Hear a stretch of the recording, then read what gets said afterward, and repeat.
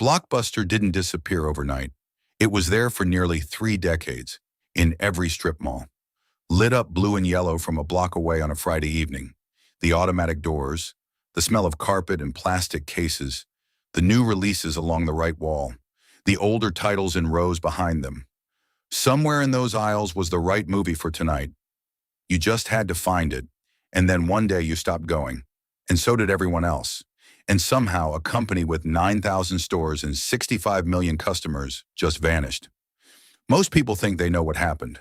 Most people have the story slightly wrong. Here is how it worked. You drove to the strip mall on a Friday evening.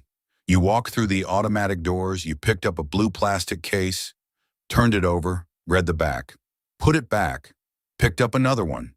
You might do this for 30 minutes. That was the experience. That was the point. David Cook had opened the first Blockbuster in Dallas in 1985. 10,000 VHS tapes, a barcode inventory system, no back room, no adult films, bright lights, family-friendly, open until midnight, 3-day rentals, free membership card. It took something chaotic, the mom-and-pop video store with a handwritten ledger and 300 titles, and made it feel like a real business. But here is the thing most people remember most clearly, the late fee. If you kept a movie one day too long, you were charged $1 a day, every day, until you returned it. In 2000, Blockbuster collected approximately $800 million in late fees in a single year. That was 16% of the company's total revenue. Blockbuster wasn't just a movie rental company. It was a company that made a significant portion of its money from punishing its own customers for being forgetful. That detail matters more than most people realize. By the mid-1990s, Blockbuster was everywhere. Not just in cities, in small towns, in suburbs, in places where the Blockbuster was the most prominent thing on the street. At its 2004 peak, more than 9,000 stores in 25 countries, 65 million registered customers, 60,000 employees, annual revenue approaching $6 billion, over 50% of the U.S. video rental market, and the Friday night trip had become something more than a transaction. It was a family ritual. The argument in the car about what to watch, the employee behind the counter who remembered what you'd rented before and made a suggestion based on that. The stranger in the next aisle who said that one's really good. That was ordinary, completely unremarkably ordinary. Every Friday, all across the country. For years. The person who built the empire was not the person who started it. David Cook founded Blockbuster in 1985, but within 2 years he was bought out by Wayne Huizenga, the same man who had previously built waste management into a national company. Huizenga saw Blockbuster as a fragmented industry that could be consolidated. He bought competitor chains, converted them into Blockbusters, opened new locations at one per day. By 1993, the largest video rental chain in the world. In 1994, Viacom acquired Blockbuster for approximately $8.4 billion. Huizenga walked away with an enormous profit. The company that had started in a Dallas strip mall 9 years earlier was now part of one of the largest media conglomerates in the world. That sale, that moment of enormous apparent success, was the beginning of the problem. It would take 15 years to see it clearly. In 1997, Reed Hastings founded Netflix in California. DVD by mail, no late fees, flat monthly subscription. Hastings has said publicly the idea came partly from a $40 late fee at Blockbuster. He returned Apollo 13 late and was furious. He thought, there has to be a better way. By 2000, Netflix had about 300,000 subscribers and was losing money. The dot-com bubble was bursting. Hastings chartered a plane to Dallas, walked into Blockbuster's headquarters. He proposed $50 million. Blockbuster would acquire Netflix. Netflix would run Blockbuster's online presence. Blockbuster would promote Netflix in stores. Blockbuster's CEO, John Antioco, declined. By multiple accounts, the proposal was dismissed with barely concealed amusement. Here is what the standard telling always leaves out. In September 2000, Netflix was genuinely a risky investment.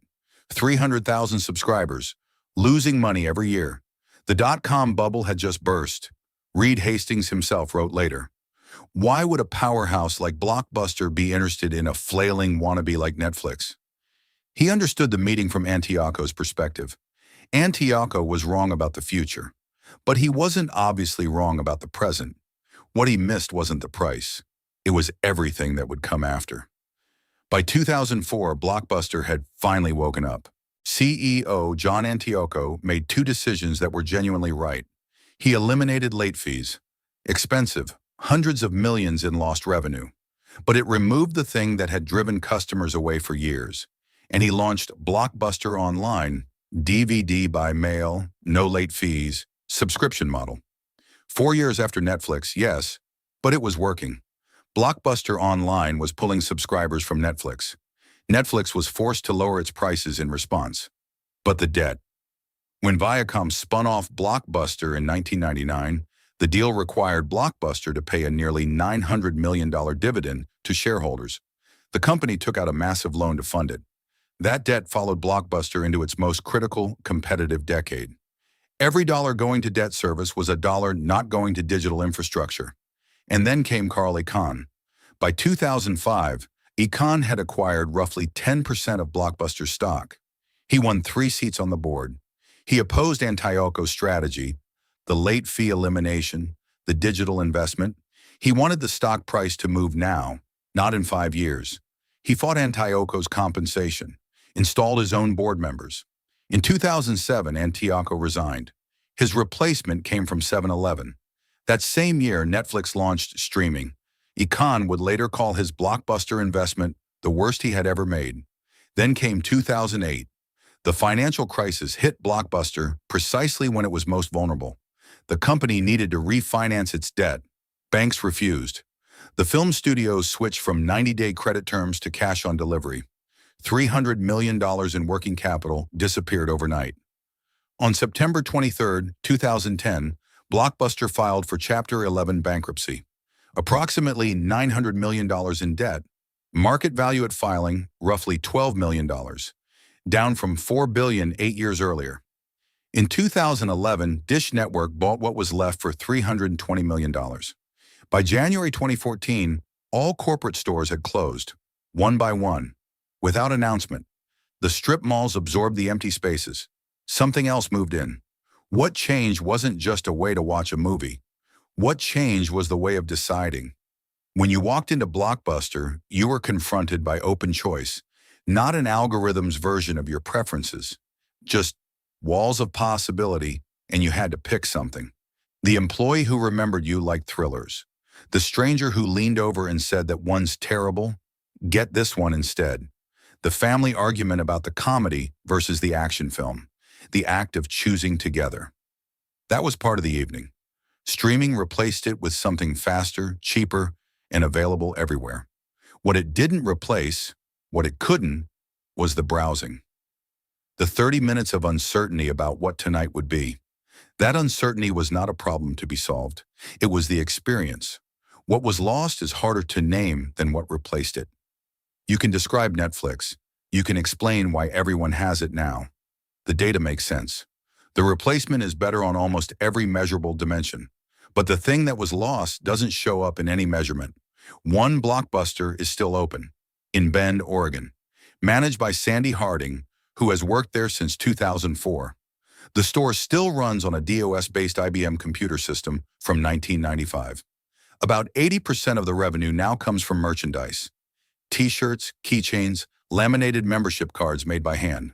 But people still rent movies. Some of them bring their children specifically to experience the drop box. Blockbuster didn't disappear because it was bad at what it did. It disappeared because it was buried under debt it didn't create, undermined by an investor who prioritized the wrong things, and finished by a financial crisis that made recovery impossible.